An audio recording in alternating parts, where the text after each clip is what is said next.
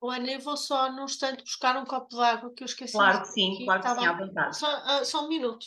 Sim, sim.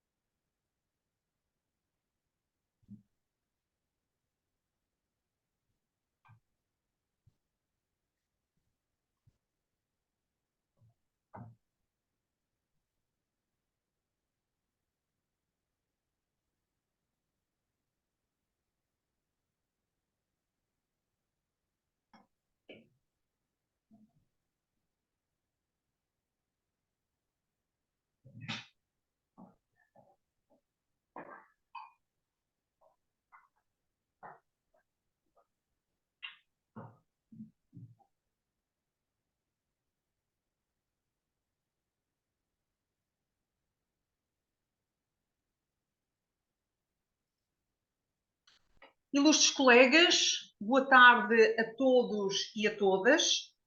Vamos dar início a mais uma sessão do curso de arrendamento urbano. Hoje, a 24ª sessão. Contamos com a honrosa presença da senhora professora doutora Isabel Meneres Campos, a quem desde já agradeço pela disponibilidade, pela cordialidade, por esta honrosa presença. A senhora doutora vai nos falar hoje sobre o regime jurídico das obras em prédios arrendados.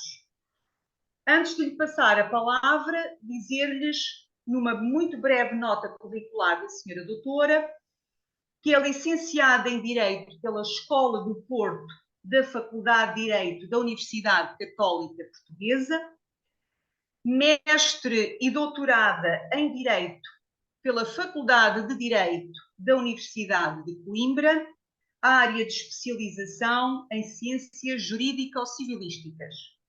É advogada e é autora de diversas publicações na área de Direito Civil. Senhora doutora, faz favor, tem a palavra. Muito obrigada. Muito obrigada. Antes de mais, queria cumprimentar a senhora doutora Ana Santos e a delegação de Braga da Ordem dos Advogados, a quem agradeço, obviamente, o convite para estar aqui presente. É uma honra e é sempre um gosto colaborar com a delegação de Braga, como sabe. O meu papel aqui hoje é falar-vos um pouco sobre o regime jurídico das obras em prédios arrendados. É um tema que, como os colegas sabem, é um tema pouco falado normalmente nestas conferências, porque, na verdade, isto é um pouco árido e a minha tarefa aqui vai ser tentar, enfim, descodificar um pouco este regime, que é de resto um regime relativamente simples. É árido no sentido que ele consta do diploma, há pouca jurisprudência sobre o assunto, enfim, já vai havendo alguma, mas há pouca jurisprudência sobre o assunto e, portanto, com isso o tema é relativamente pouco estudado. Eu, se me derem licença, vou partilhar um PowerPoint que eu sei que os colegas gostam sempre de seguir com a ajuda de um PowerPoint e eu creio que depois, no final, poderei disponibilizá-lo para ajudar na compreensão do tema. Só aqui um segundo para colocar a partilha da tela. Creio que já me estão a ver bem. Sim, sim, perfeito. Muito bem. Então, começando pelo início, portanto, a legislação aplicável a este tema que vamos percorrer, Em primeiro lugar, claro que vamos falar do Código Civil, vamos falar pontualmente do NRAU, do novo regime do arrendamento urbano, bem familiar dos colegas, certamente, e depois falaremos com mais pormenor do REJOPA, que portanto, é um regime jurídico das obras em prédios arrendados, que vem sendo alterado, as alterações que constam, portanto, constam deste diapositivo, não são todas as alterações. Depois destas que aqui constam, tivemos ainda as leis 42 e 43/2017, o decreto-lei 66/2019 e a lei 13/2019. Normalmente as alterações a este diploma andam associadas às alterações que ocorrem no regime do arrendamento urbano. Depois temos ainda alguma legislação relevante, da qual não vamos, enfim, falar em pormenor. O Decreto-Lei 156/2006, que prevê a determinação e verificação do coeficiente de conservação dos imóveis, o conceito fiscal de prédio devoluto, que também de certa forma releva para estas matérias, o regime jurídico da reabilitação urbana, que também consta de um diploma que também vem sendo alterado, e ainda temos aqui uma série de legislação acessória, digamos assim, que pode ser consultada para o estudo destas matérias. Ora bem, começando então só percorrer aqui de uma forma muito breve as origens da reforma de 2012 no novo regime do arrendamento urbano e que de certa forma determinaram aqui alterações substanciais no que respeita às obras em prédios arrendados. Há de facto às vezes uma certa confusão no que toca à reforma do arrendamento, porque a maior parte das pessoas, enfim, dos leigos, não é dos juristas nem dos colegas, mas associam a reforma do arrendamento ao pós-Troika em 2012. Mas, na verdade, a reforma do arrendamento ocorreu com o novo regime do arrendamento urbano publicado em 2006.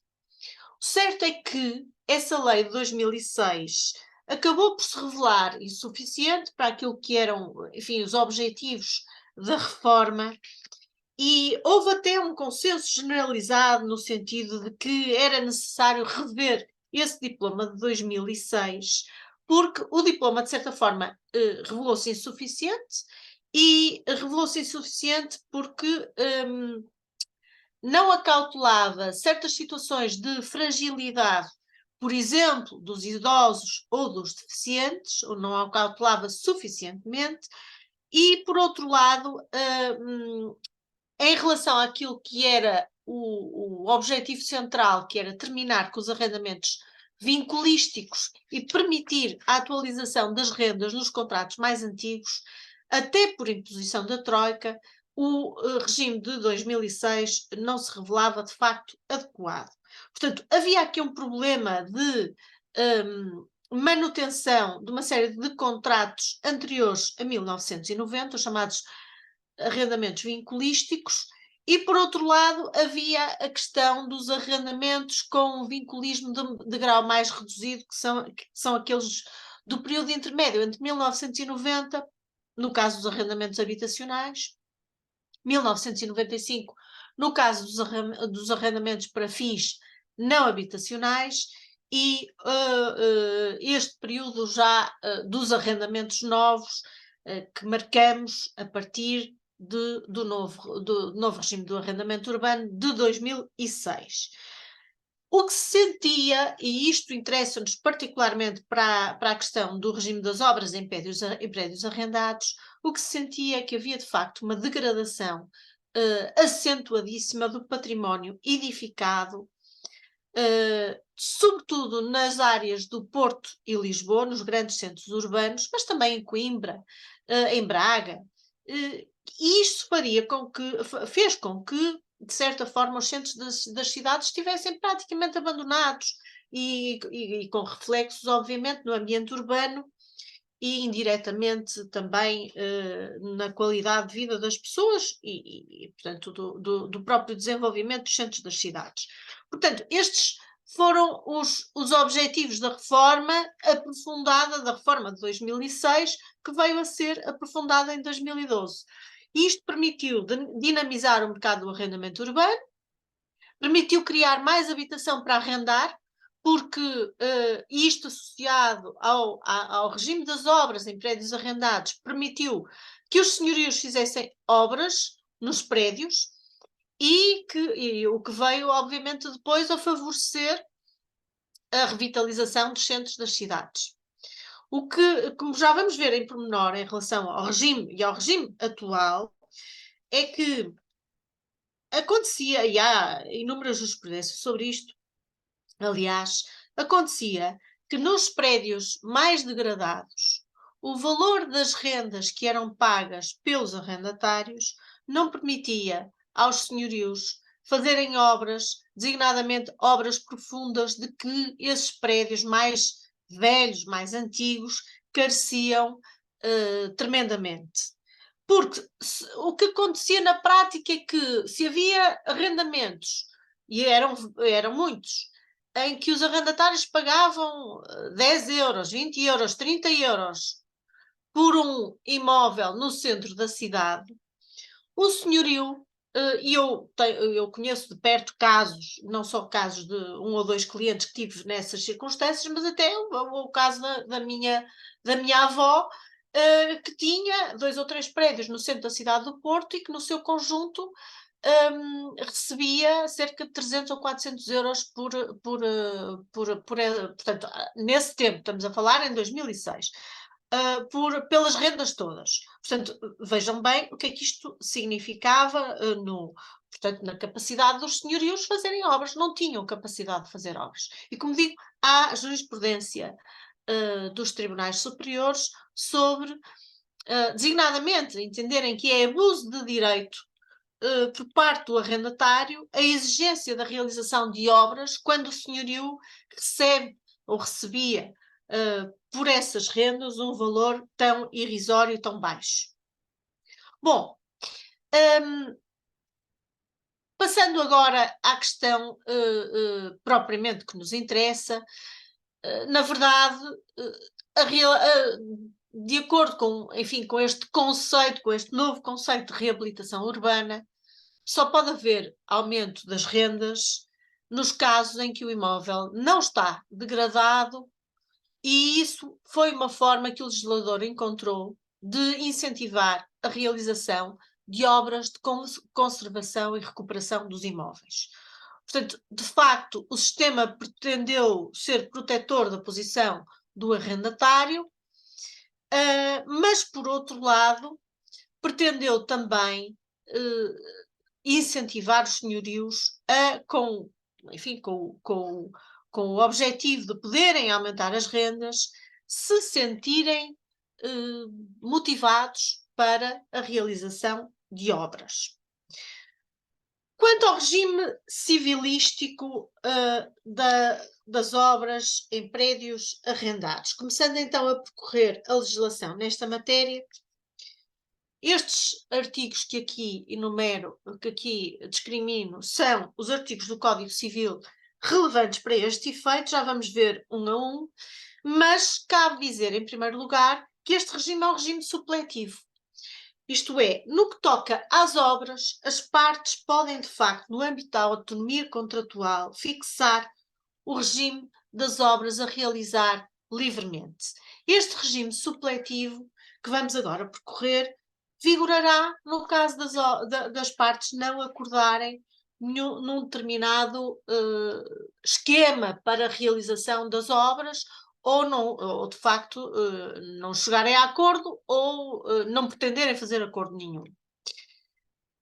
O artigo 1031, a linha B, diz-nos que é o senhorio que tem o encargo de realizar as obras, é o senhorio que suporta os respectivos custos, isto salvo convenção em contrário.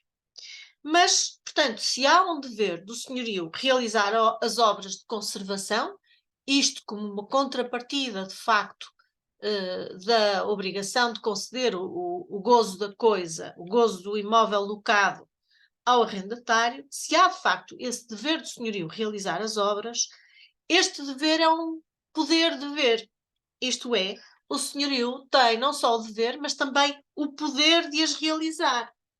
Isto quer dizer que o inquilino, que o arrendatário, falando, enfim, da terminologia mais nova, que o arrendatário não pode obstaculizar a que, de facto, o senhorio faça as obras que sejam necessárias ou as obras que entender para a requalificação do imóvel. O artigo 1036 fala, ou dispõe, em todo caso, que, no seguinte, o arrendatário tem a possibilidade de realizar obras que revistam caráter urgente ou urgentíssimo. E, nesse caso, terá direito ao reembolso do valor que despendeu por parte do senhorio. Isto de acordo com os princípios da boa-fé na execução dos contratos, de acordo com o princípio do abuso de direito e com as regras do estado de necessidade. Portanto, nestas circunstâncias, ou seja, quando seja necessário realizar obras de natureza urgente ou urgentíssima, ou urgentíssimas, o arrendatário tem a possibilidade de as realizar. Por outro lado, e ainda percorrendo os artigos do Código Civil, o artigo 1038, a linha E, estabelece o dever do locatário tolerar reparações urgentes ou ordenadas por autoridade pública. Este é no fundo, o enquadramento do dever de realizar as obras. Depois, temos, no caso dos arrendamentos habitacionais, a regra do artigo 1074, que estabelece um princípio geral. Novamente, cabe ao senhorio levar a cabo as obras ordinárias ou extraordinárias, salvo convenção em contrário, porque, como disse, as partes podem livremente estabelecer o regime das obras. E, por outro lado, reitera-se aqui que o arrendatário só pode realizar obras quando tal seja facultado no contrato de arrendamento ou o senhorio autorize por escrito, excetuando as tais reparações urgentes. Por seu turno, o número 5 deste artigo 1074 fala sobre a questão das benfeitorias. Salvo estipulação em contrário, o arrendatário tem direito de, no final do contrato, à compensação pelas obras licitamente feitas, nos termos aplicáveis às benfeitorias realizadas por possuidor de boa-fé. Portanto, isto no caso dos arrendamentos habitacionais. Depois temos, no caso dos arrendamentos não habitacionais, que as regras relativas às obras são livremente estabelecidas por acordo das partes. Enfim, não era necessário colocar aqui isto, porque, como vimos, estas normas, enfim, são todas supletivas. Na falta de convenção, cabe ao senhorio realizar as obras de conservação e ao arrendatário, para fins não habitacionais, repito, cabe realizar as obras exigidas pela lei ou pelos fins do contrato. Agora, concretizando isto no que respeita ao regime específico das obras em prédios arrendados, que vamos agora percorrer, porque no fundo é isto que nos interessa. Este diploma foi, portanto, já sujeito a variadíssimas alterações. Como digo, estas alterações normalmente andam a par das alterações verificadas no NRAU e no regime do arrendamento constante do Código Civil. Mas, na verdade, a origem deste diploma está nos objetivos de requalificação e revitalização das cidades, dos centros das cidades e do parque habitacional. Procurou-se, com este regime, conciliar o objetivo dessa requalificação com os objetivos dos direitos, com o objetivo de preservar a estabilidade na habitação e, com isso, há incentivos dados aos proprietários e apoios ao arrendamento, e, por outro lado, não se descura o interesse em não se descura a atenção ao interesse dos senhorios, que é muitas vezes realizar obras de restauro profundos, de demolição ou restauro profundos, e nessa medida consagra-se aqui um regime que permite ao senhorio, mediante determinadas condições, por fim ao contrato de arrendamento, denunciar o contrato de arrendamento para realização de demolição ou obras de restauro profundos. Portanto, é isso que vamos ver agora em pormenor. Quanto ao âmbito de aplicação do diploma, e se tiverem, normalmente este diploma está anexo aos nossos códigos civis, pelo menos o Código Civil da Almedina tem este diploma anexo, o regime jurídico das obras em prédios arrendados, que é o Decreto-Lei 157/2006, com inúmeras alterações posteriores, como eu já disse, mas se virmos aqui o artigo 1º, que fala do seu âmbito de aplicação, este diploma aplica-se aos contratos de arrendamento para fins habitacionais celebrados depois da entrada em vigor do RAU, do Regime do Arrendamento Urbano, que é de 1990, como sabemos, e aos contratos de arrendamento para fins não habitacionais. Portanto, estabelece-se aqui as condições de aplicação do diploma, denúncia de contrato para demolição ou para realização de obras de remodelação ou restauro profundos, realização de obras coercivas, edificação em prédio rústico arrendado e não sujeito a regime especial, desocupação do local para realização de obras de conservação, a suspensão do contrato de arrendamento para realização de obras de remodelação ou restauro profundos. Todas estas situações estão contempladas pelo diploma. Depois temos ainda para os contratos de arrendamento para fins habitacionais celebrados antes do RAU, portanto 1990, a previsão de duas situações: a denúncia ou suspensão do contrato de arrendamento para demolição ou realização de obras de remodelação ou restauro profundos, quando o arrendatário tiver idade igual ou superior a 65 anos ou deficiência com grau comprovado de incapacidade igual ou superior a 60%. Nestas situações há um regime especial, e a realização de obras pelo arrendatário. Também há aqui um regime especial a tomar em consideração. Portanto, podemos dizer que o diploma consagra dois regimes. Um regime aplicável aos contratos de arrendamento para fins habitacionais celebrados após 1990 e para os contratos novos, e, por outro lado, um regime especial transitório aplicável aos contratos para fins habitacionais celebrados antes de 1990, isto é, os contratos antiquíssimos. E diz, por outro lado, o artigo 2º, que cabe ao senhorio efetuar as obras necessárias à manutenção do estado de conservação do prédio arrendado, nos termos dos artigos 1074 e 1111 do Código Civil.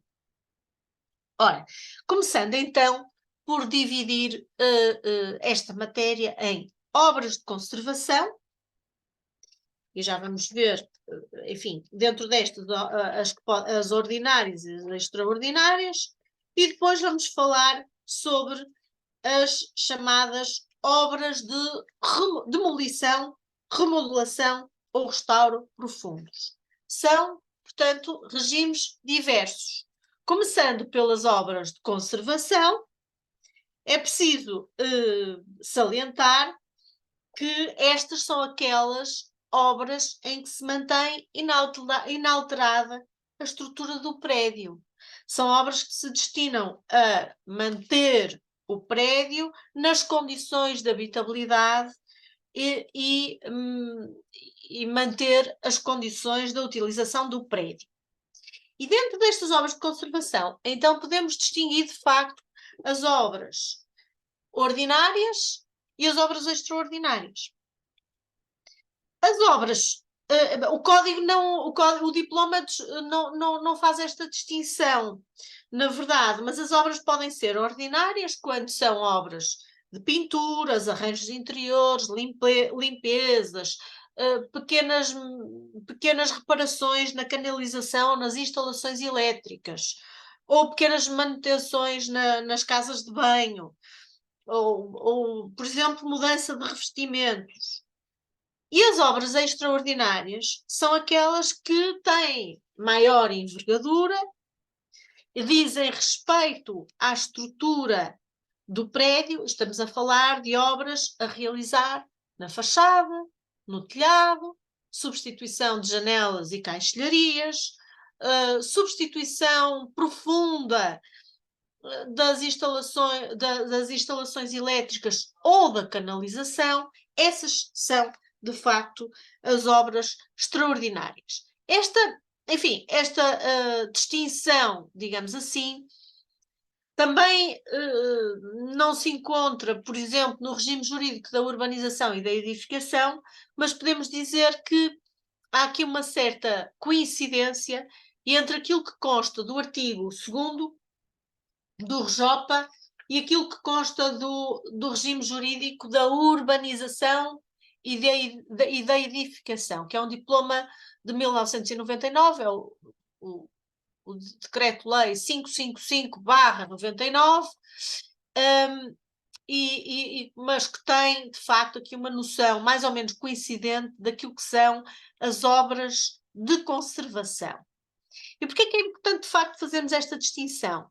Porque as obras de conservação seguem aqui um regime diferente das chamadas obras profundas. E aponta-se aqui para, no caso das obras de conservação, para o critério da indispensabilidade.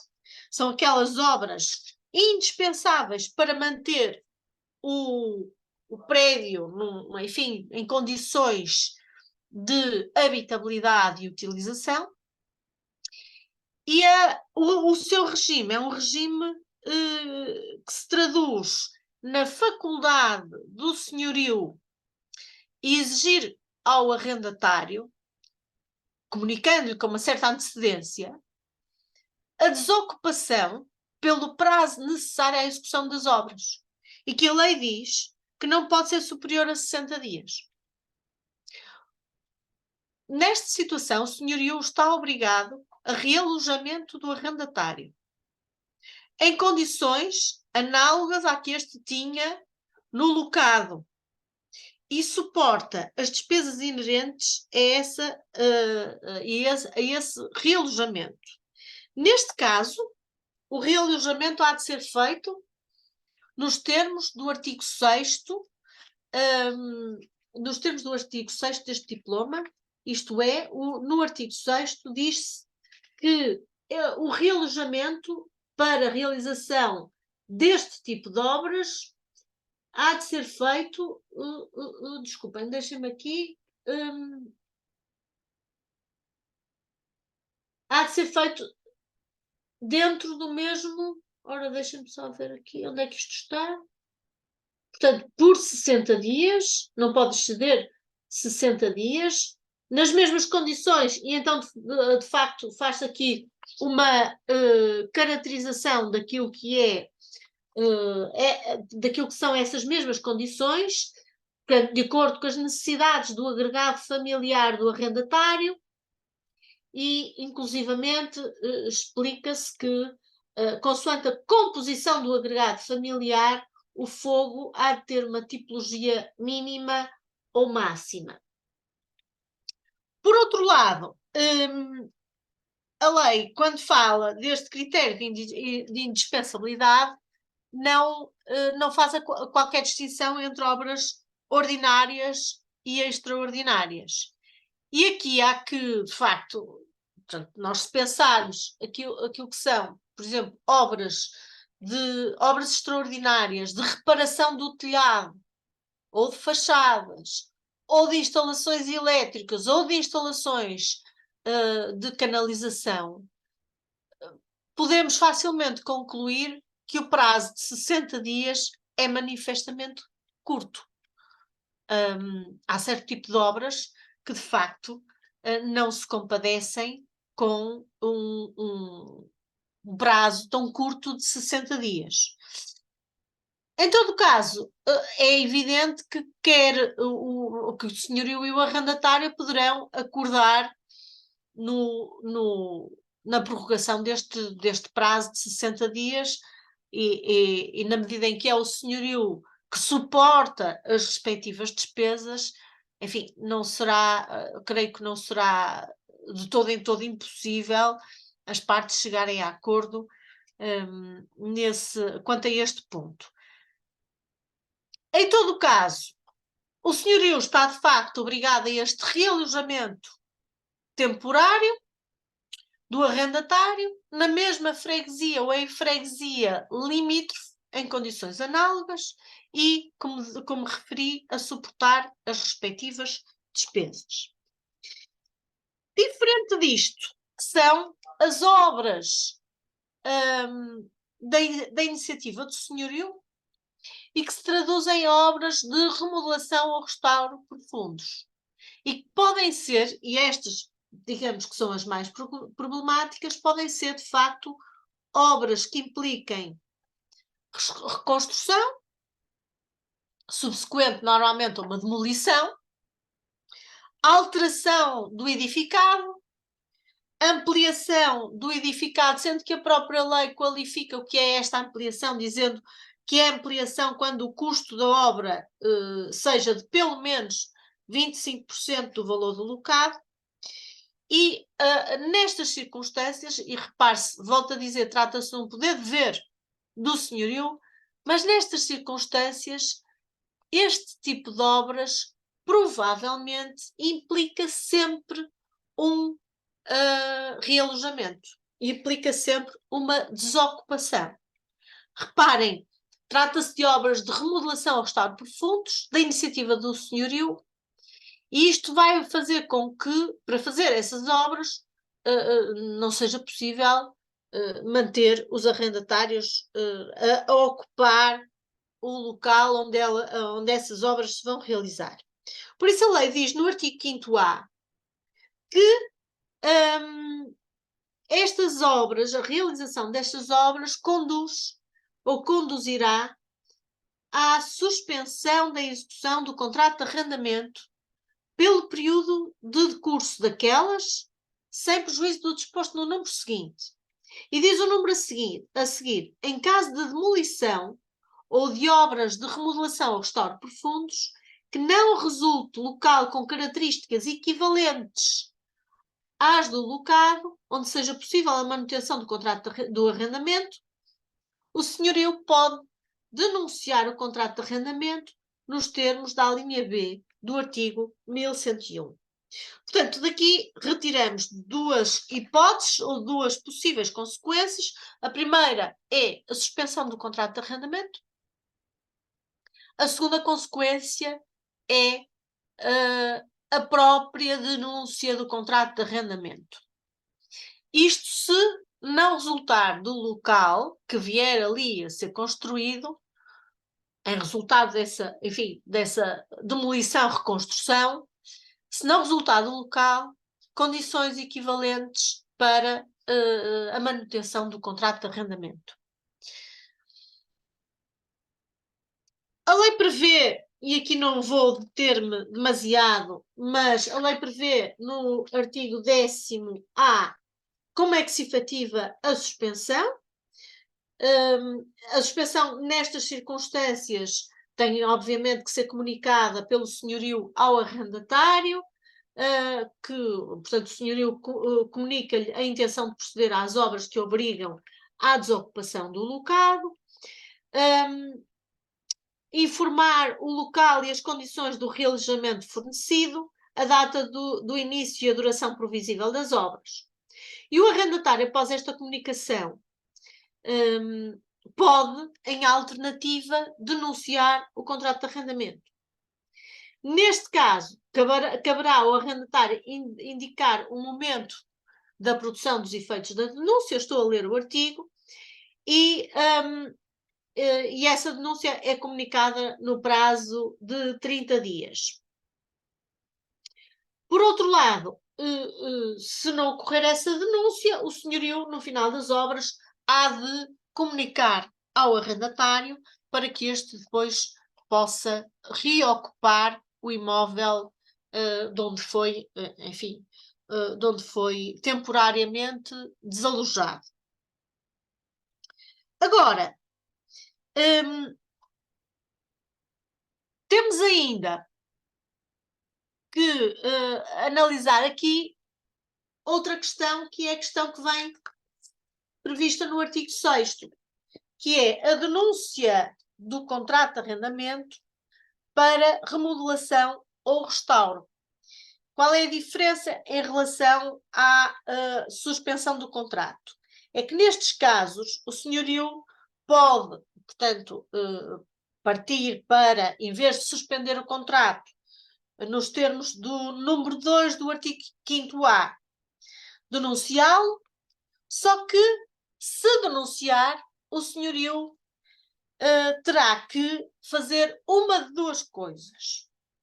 Ou pagar uma indemnização de valor correspondente a 2 anos de renda, primeira alternativa, ou garantir o realojamento do arrendatário por período não inferior a 3 anos, segunda alternativa. Portanto, só para sintetizar e para fazermos um ponto de ordem, no caso de remodelação ou restauros profundos que obriguem à desocupação, o senhorio tem duas hipóteses. Ou suspende o contrato, e se suspender, o regime aplicável é, para a tramitação dessa suspensão, é do artigo 10º-A, ou denuncia o contrato. E se denunciar o contrato, nas circunstâncias do número 2, não pode denunciar em qualquer hipótese, ou em qualquer... não é, enfim, não é uma alternativa perfeita, digamos assim. Se denunciar nas circunstâncias do número 2 do artigo 5º-A, então aí abrem-se duas alternativas. Ou paga uma indemnização, ou garante o realojamento do locado por período não inferior a 3 anos, nos termos do artigo 6º. E a lei diz ainda que, enfim, estas soluções alternativas dependem do acordo das partes, mas no número 2 diz: caso as partes não cheguem a acordo no prazo de 60 dias a contar da recepção da comunicação do senhorio, aplica-se o disposto na linha B do número anterior, sem prejuízo do disposto no artigo 9. E o artigo 9 diz-nos: caso o arrendatário não aceite, desculpem, o número 9 do artigo 6º diz-nos: caso o arrendatário não aceite a proposta de realojamento, conforme com o disposto nos números 3 a 5, ou caso, tratando-se de arrendamento não habitacional, não seja possível o realojamento, é aplicável à linha A do número 1. Claro que esta técnica legislativa de andar aqui para a frente e para trás é um bocado confusa, mas a linha A do número 1 diz-nos que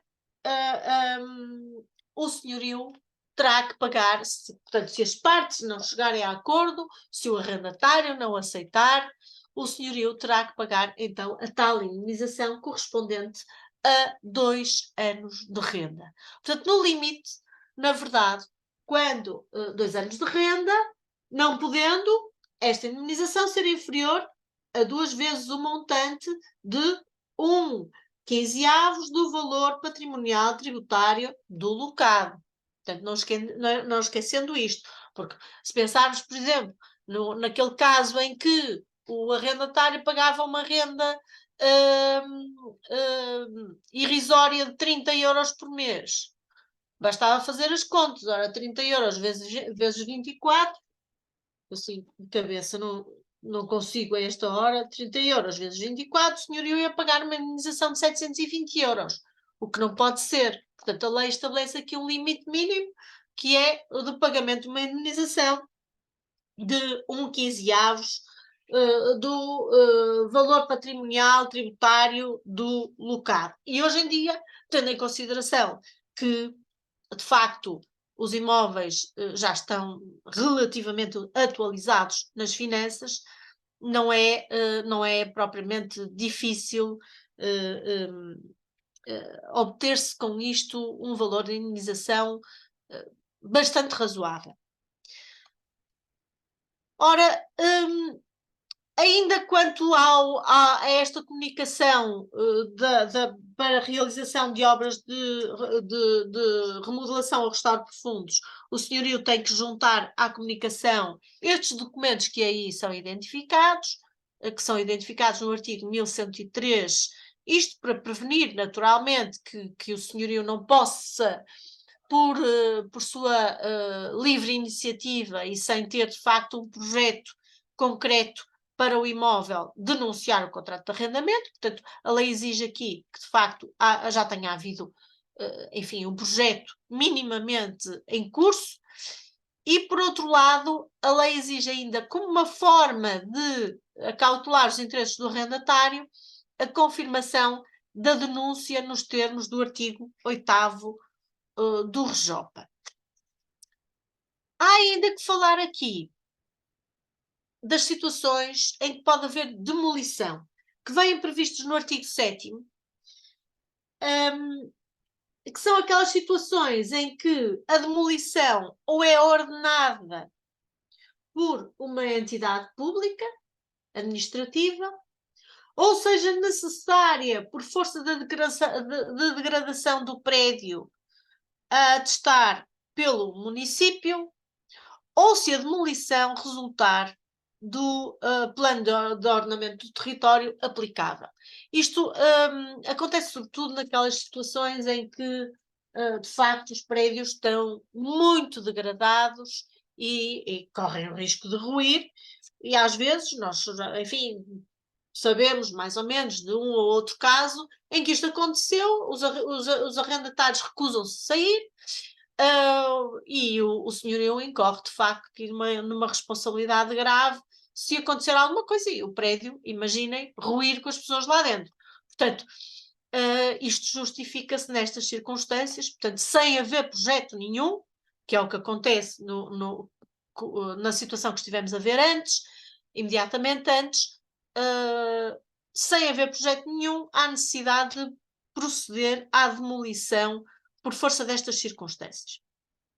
Ainda quanto ao arrendamento não habitacional, eu queria apenas referir aqui uma breve nota para o artigo 7º-A, que prevê uma certa proteção no caso das chamadas lojas com história, ou as lojas históricas. Estabelecem-se aqui algumas condicionantes no artigo 7º-A, justificadas em função de certos interesses de natureza histórica, cultural ou social do local arrendado e que, portanto, limitam a possibilidade do senhorio colocar ou pôr fim ao contrato de arrendamento por denúncia para demolição nestes casos, portanto, nestes casos em que se pretende acautelar a posição destas lojas com história. Queria falar também ainda de uma outra, portanto, de um outro aditamento, que é o artigo 9A, que decorre da Lei 13/2019, como de resto o das lojas com história. É o artigo 9, não é 9A, peço desculpa, 9B, não, minto, 9A, que prevê o direito de preferência do arrendatário, reparem bem, direito de preferência do arrendatário, no caso de o objeto portanto, no caso do imóvel em causa ter sido ter sido objeto de demolição ou restauro de fundos, o contrato de arrendamento ter sido denunciado por causa disso e, posteriormente, vir a ser proporcionado para arrendar novamente o mesmo local. Estabelece aqui um direito de preferência do arrendatário no novo arrendamento celebrado pelo senhorio. Reparem que aqui nós estamos habituados a falar do direito de preferência como um direito a adquirir um determinado direito real. E aqui trata-se de um direito de preferência concebido como um direito a arrendar, preferencialmente. Ou seja, aquele que viu o seu contrato de arrendamento denunciado terá direito de preferência se o local em causa for novamente proporcionado no mercado de arrendamento, se for novamente colocado no mercado de arrendamento. Bom, vista a matéria das obras de conservação e das obras de restauro profundo, vamos agora passar para as obras coercivas, que é matéria que está regulada nos artigos 12 e seguintes. Portanto, nesta parte do diploma, prevê-se o regime aplicável no caso de ser necessário realizar obras coercivas, ou seja, despejo administrativo do prédio para efeito de realização de obras, que pressupõe que seja, obviamente, assegurado o realojamento temporário do arrendatário e a manutenção do contrato de arrendamento. São obras realizadas por ordem de uma autoridade administrativa, do município ou de entidades com competência legal para o efeito. Que estão aí identificadas pelo município ou pela entidade gestora de operação de reabilitação urbana nos termos do regime jurídico da reabilitação urbana. Depois temos ainda, para finalizar, as obras executadas pelo arrendatário em substituição do senhorio. Também é possível que isto aconteça no caso de obras urgentes, que seguem o regime dos artigos 22A e seguintes. E, por fim, para terminar, temos o regime dos contratos de arrendamento para fins habitacionais celebrados antes de 1990, isto é, antes do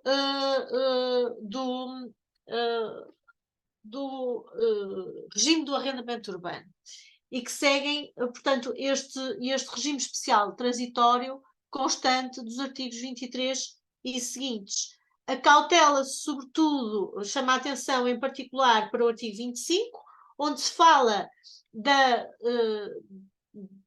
posição dos arrendatários com idade igual ou superior a 65 anos ou com deficiência com grau de incapacidade igual ou superior a 60%, em que há aqui limitações e exigências especiais quanto ao realojamento destes arrendatários e, por outro lado, em tudo mais, com algumas especialidades, remete-se para o regime anterior que estivemos a analisar a propósito do regime das obras em prédios arrendados. Portanto, que tivemos agora a ver, obras de conservação, obras de remodelação ou restauros profundos.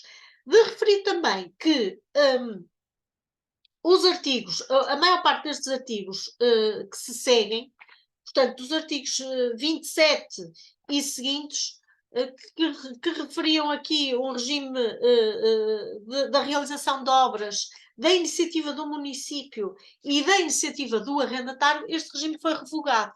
Se forem ver aí, foi revogado porque substituído por esta forma mais condensada que estivemos aqui a ver e que, no fundo, se aplica agora a todos os casos, quer sejam obras da responsabilidade do município, quer sejam obras da responsabilidade do arrendatário. E, enfim, muito resumidamente, e até porque, como digo, esta matéria, o diploma está em parte, como é que eu ia dizer,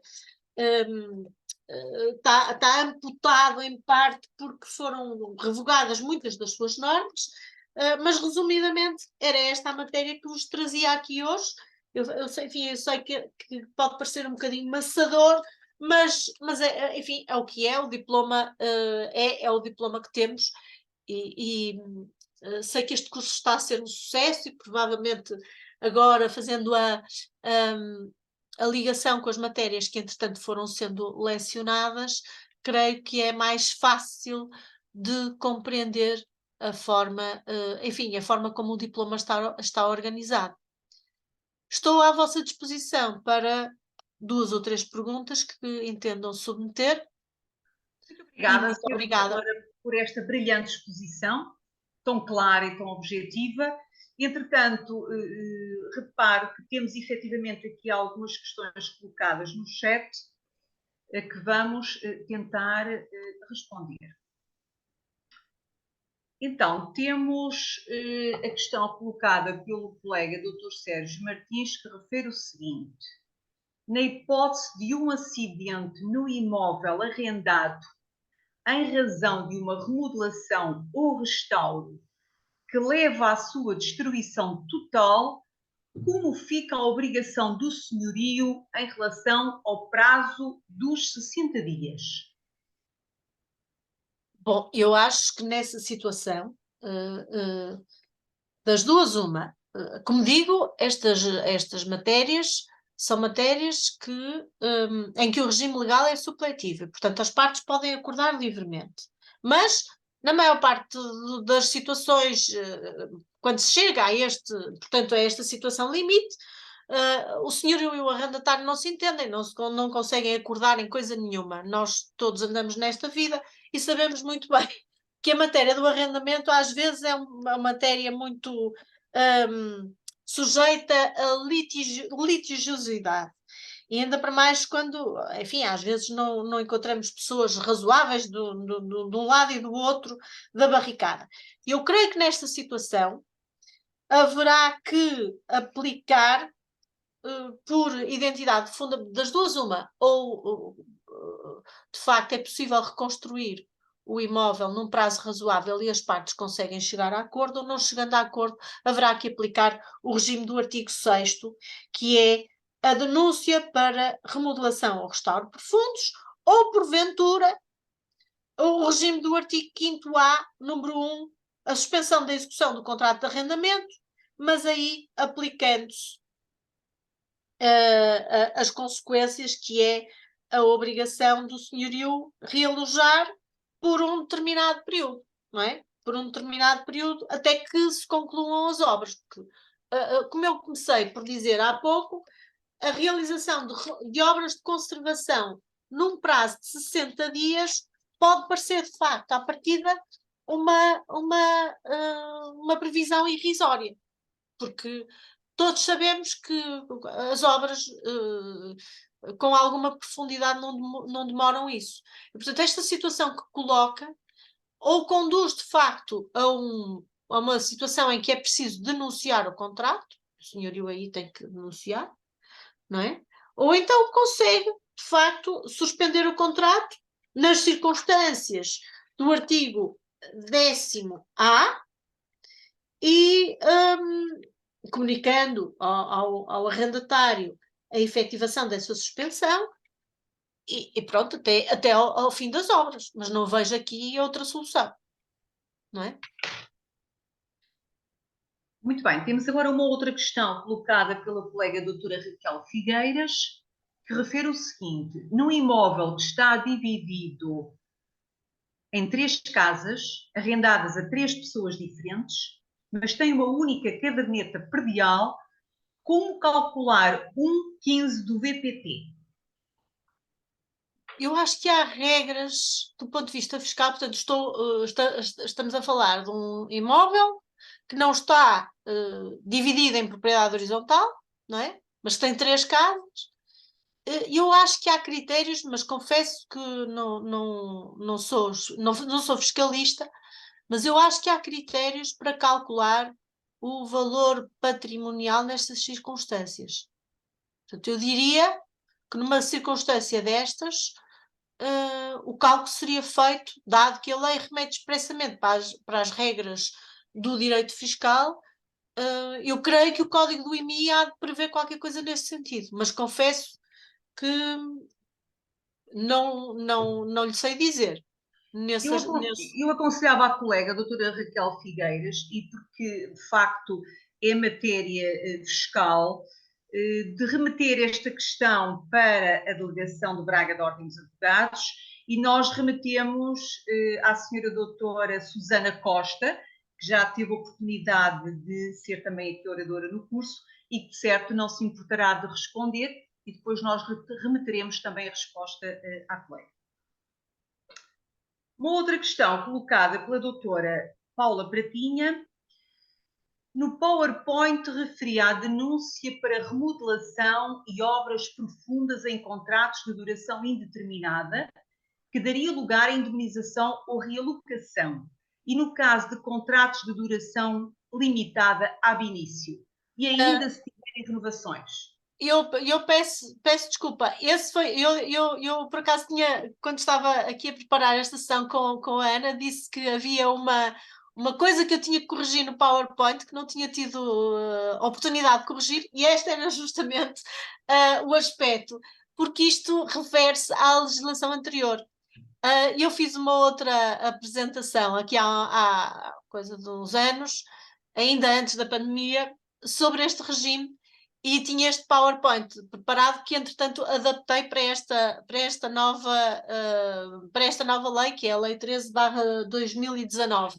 E este era um lapso que me tinha escapado e que eu detectei depois quando estava aqui a rever o PowerPoint na preparação da aula. E já, enfim, já tinha o PowerPoint, depois não alterei. Mas não, isto hoje em dia a lei já não faz esta distinção, não é?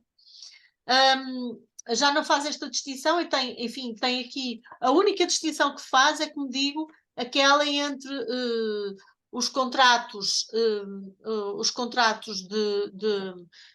anteriores ao RAU e posteriores ao RAU, chamados arrendamentos com vinculismo de grau mais reduzido. Mas isso vai ser corrigido antes de disponibilizar aos colegas. Muito bem. Um outro colega coloca a seguinte questão: durante quanto tempo, após a cessação do contrato, se deve entender que o inquilino mantém o direito de preferência num novo contrato? O senhorio deve notificar por carta registada com aviso de recepção o inquilino para preferência? Eu creio que, portanto, o artigo 9 diz: é aplicável com as devidas adaptações o regime constante dos artigos 414 e seguintes do Código Civil, que são os artigos que se referem à notificação para preferência.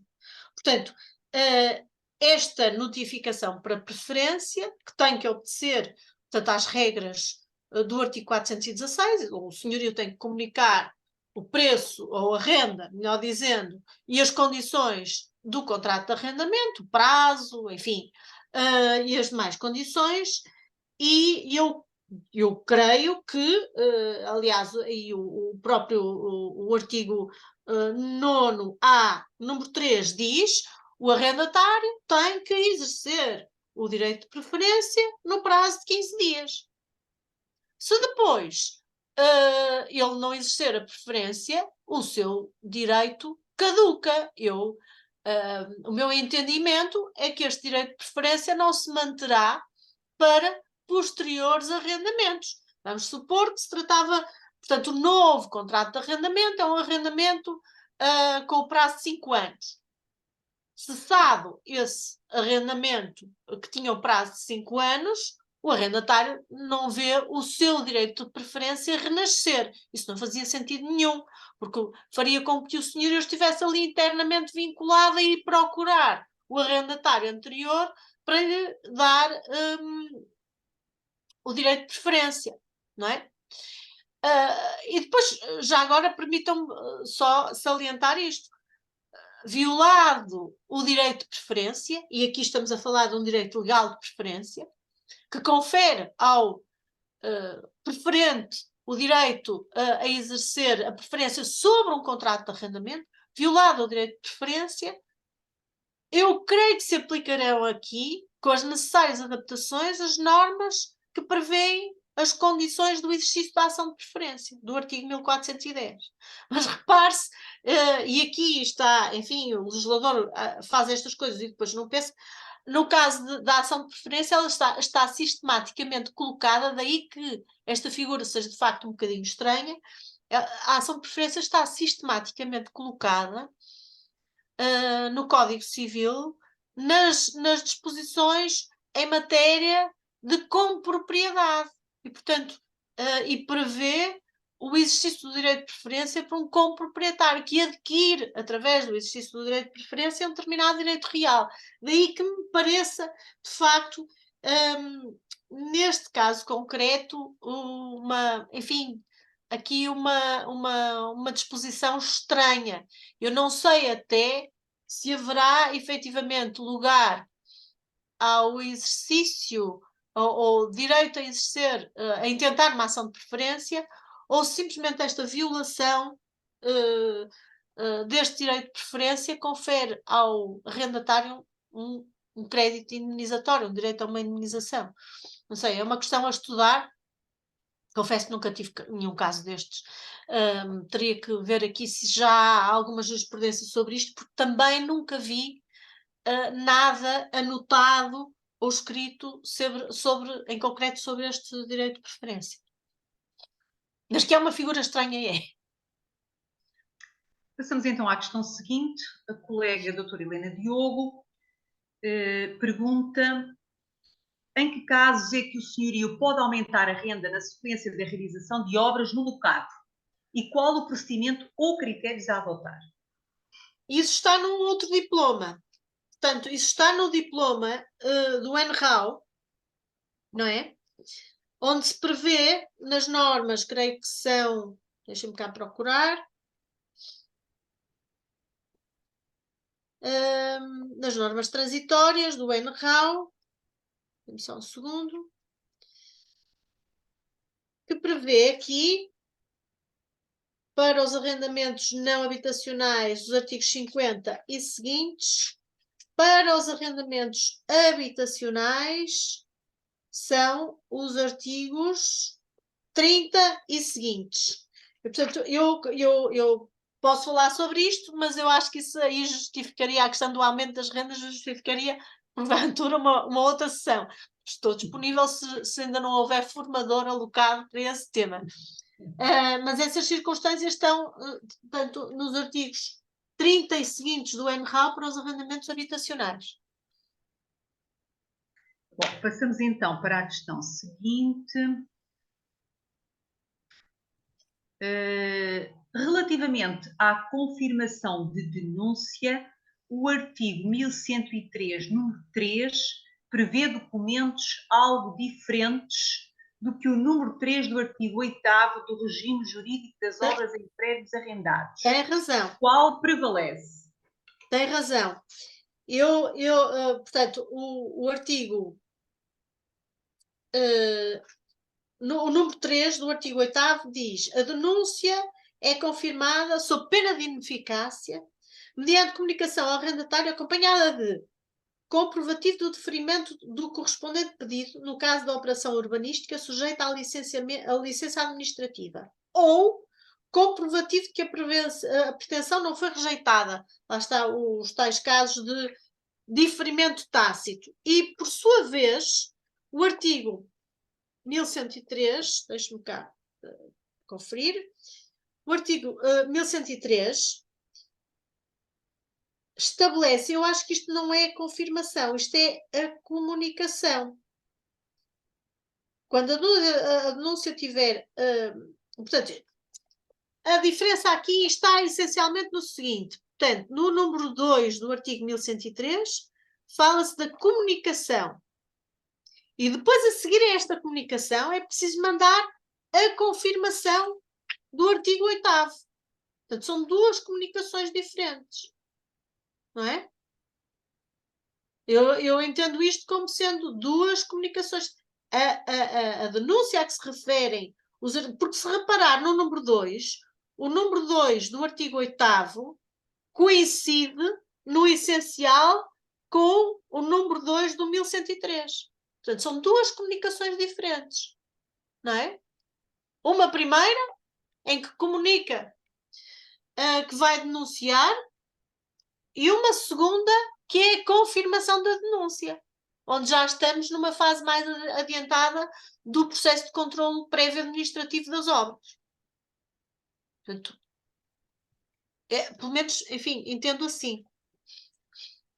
Temos aqui um outro colega que refere o seguinte: parabéns pela excelente palestra e muito obrigada pela partilha.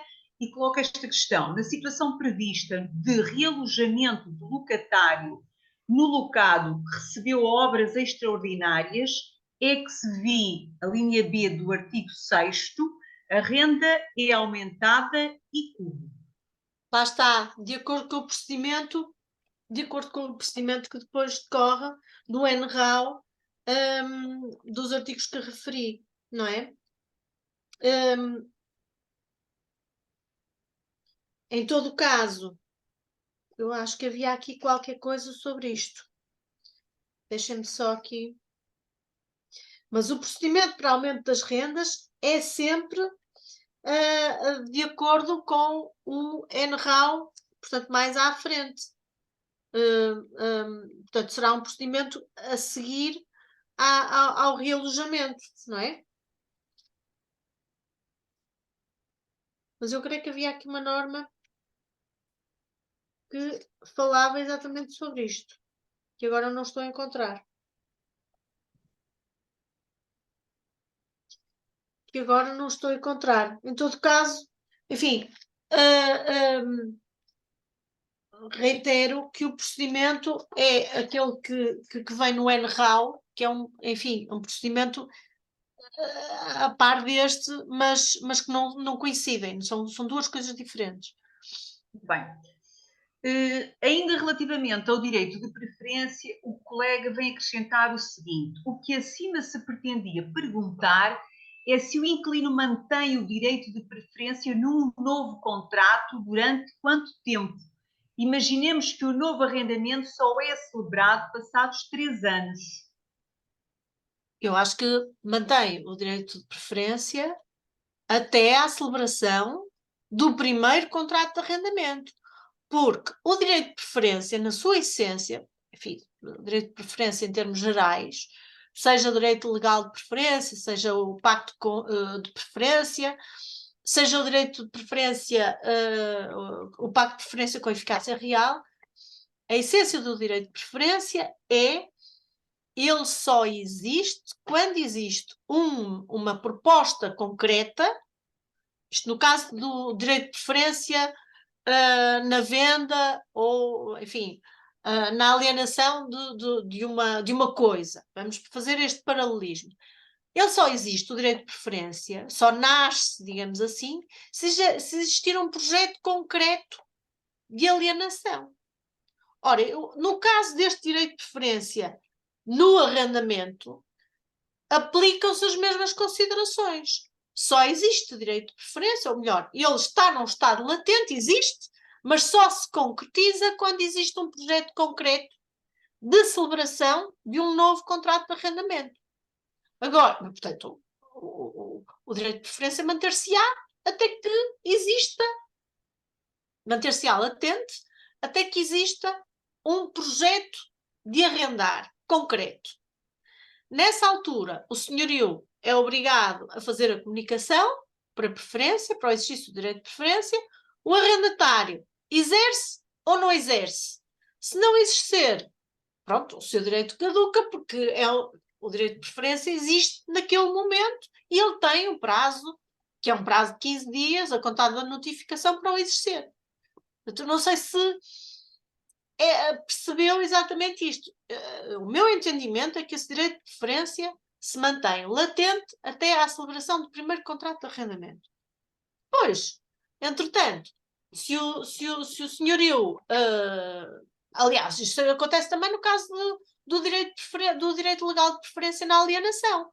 Se o obrigado à preferência nunca vier a alienar, o direito de preferência está latente, mas nunca se concretiza, não é? Isto acontece mutatis mutandis com o contrato de arrendamento. Não sei se me fiz entender. Eu não sei se é o mesmo colega que refere o seguinte: salvo melhor entendimento, o prazo para exercício do direito de preferência é de 30 dias, ex-bi Lei número 64/2018. Mas eu acho que não. Ora bem, deixe-me cá ver que agora está-me aqui a colocar uma questão que eu não tenho propriamente a certeza do que é que. Deixe-me cá consultar aqui esta lei, que isto é um manancial de legislação que a gente se sente às vezes um pouco. Não, este direito de preferência é o direito de preferência na alienação do locado. Não tem nada a ver com este direito de preferência do artigo 9A. O direito de preferência da Lei 64/2018 é o direito de preferência na alienação do locado. Não é o direito de preferência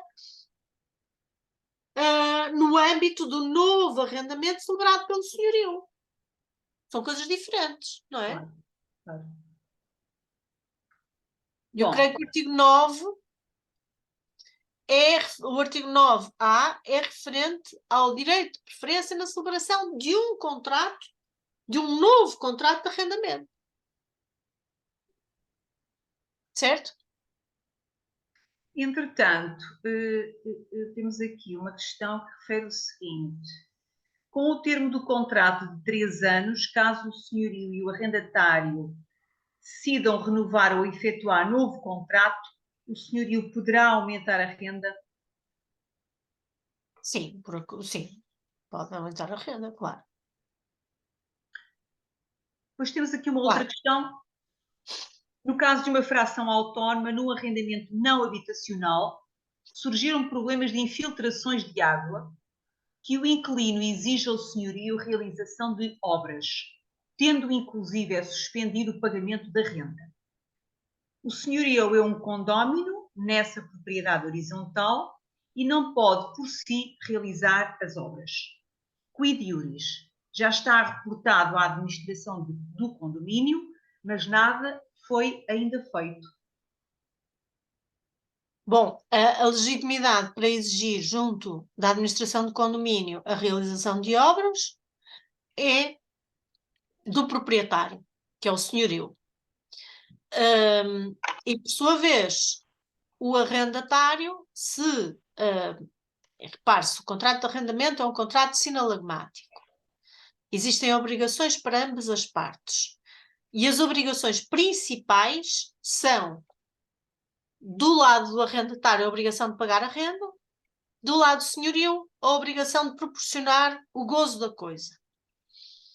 É preciso verificar se essa suspensão da obrigação de pagamento da renda é justificada à luz da gravidade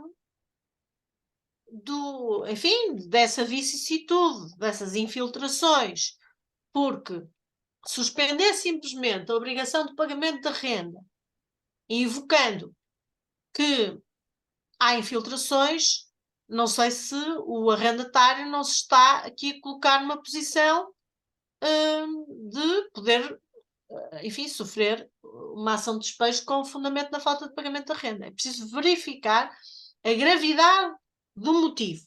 Se de facto essas infiltrações são de modo a impedir ou prejudicar gravemente o gozo do locado, sim, é possível invocar a exceção do não cumprimento. Se não, creio que há um risco muito grande. Agora, o senhorio também aqui está numa posição de, enquanto proprietário, ter que interpelar a administração do condomínio para realizar as obras e só naquelas circunstâncias, e agora já exorbitando aqui um pouco a matéria desta sessão, mas há aqui umas circunstâncias em que é possível ao proprietário da fração realizar obras de natureza urgente, cuja competência para realizar sejam da administração do condomínio. É o que está previsto no artigo 1427 do Código Civil. As reparações indispensáveis e urgentes nas partes comuns do edifício podem ser levadas a efeito na falta ou impedimento do administrador por iniciativa de qualquer condómino. Portanto, só nessas circunstâncias. Claro que nós somos todos advogados e sabemos que estas coisas depois são sindicáveis em tribunal. Claro. Bom, nós temos aqui várias questões, mas não vamos ter tempo de responder a todas estas questões, porque a senhora doutora vai ter que se ausentar daqui a pouco. Vou só selecionar mais uma, peço desculpa, e as outras, se pretenderem eventualmente remeter para a delegação, e se a senhora doutora o permitir, a delegação remeterá também por e-mail e depois a senhora doutora enviará a resposta. Sim, estou à disposição, mas Bem, eu peço desculpa, mas hoje, de facto, houve aqui um imprevisto. Então, Não... vamos só a mais uma questão. Estão previstos critérios no artigo 6º de realojamento quanto ao arrendamento habitacional, mas relativamente ao realojamento num contrato não habitacional, a lei não prevê critérios de realojamento. Que critérios se deve ter em conta? Não se aplica. Não se aplica. Há aquela questão da proteção das obras, das lojas históricas, não é? E, portanto, até porque no caso do arrendamento não habitacional, as circunstâncias de realojamento poderão ser muito difíceis e diferentes. Se for, por exemplo, um estabelecimento comercial, se calhar não há interesse nenhum em realojar o estabelecimento comercial para outro sítio qualquer. Portanto, a lei, de facto, prevê aqui um regime cauteloso relativamente ao arrendamento habitacional. A maior parte das normas são também aplicáveis ao arrendamento não habitacional, mas de facto não se prevê aqui propriamente um realojamento. As partes podem chegar a acordo, mas se repararmos aqui, estas vicissitudes estão pensadas para o arrendamento habitacional, não é? Senhores doutores, senhoras doutoras, vamos dar por terminada esta sessão de hoje. Renovo os agradecimentos à senhora professora doutora Isabel Meneres Campos por esta fantástica exposição e pela disponibilidade de responder às questões colocadas pelos colegas. Relembrava, e conforme já divulgado também nas redes sociais, que a próxima sessão será no dia 30 de novembro, às 18 horas, e contará com a presença do Sr. Dr. Gustavo França Pitão. Muito obrigada e boa noite. Muito obrigada, boa noite a todos. Foi um gosto. Obrigada.